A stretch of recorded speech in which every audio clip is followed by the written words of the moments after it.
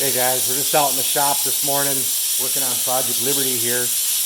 We got all of our metal work done. Our body work is done. Right now Trenton's spraying on our Raptor bed liner on the bottom half of our doors and on our rockers. And he already did one coat on there. He's just putting the second coat on right now. If you ever used this product before, you just build it up in layers, and it's a kit. You can mix them, for however much you want. It comes in a box and comes with 4 of those canisters and then enough hardener to mix 4 of those. And we're just going to use one kit here right now. So we'll let him go ahead and keep spraying on that. And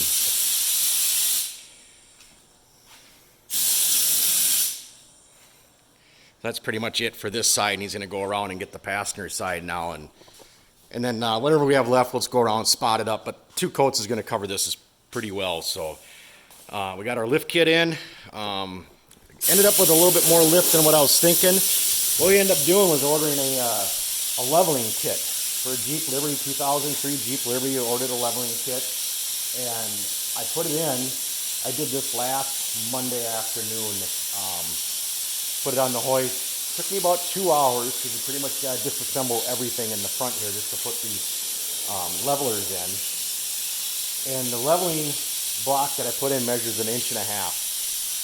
End up lifting the front like 2.5 inches. Now we had this scenario going on. We were doing a wheelie in the front. So then we ordered up a 2-inch lift for the rear to level it back out again. So I'll show you the rear lift here. Goes in between the axle and the spring here. So Trenton put this in the other day after it showed up in the mail. It didn't take him very long at all. This went pretty quickly for him. I wasn't even home from work yet, and I got home from work and he already had it put in there. So he said he just had to take everything loose back here and kind of drop it down and got them popped in there and stuff. So that's the rear lift.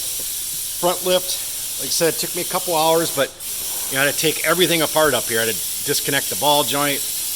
I had to pull this down. I had to pull the strut fork out, then pull the strut out to put this spacer in up here. Like I said, it measures 1.5 inches, but it gave us like 2.5 inches of lift. Really didn't want that much. All I was trying to do was level the Jeep out because these Liberties tend to have a nosedive going to them. But it is what it is now. Said I wasn't looking to lift this thing to the moon, but hopefully I don't have front end issues. I'm going to bring it in to get alignment done here.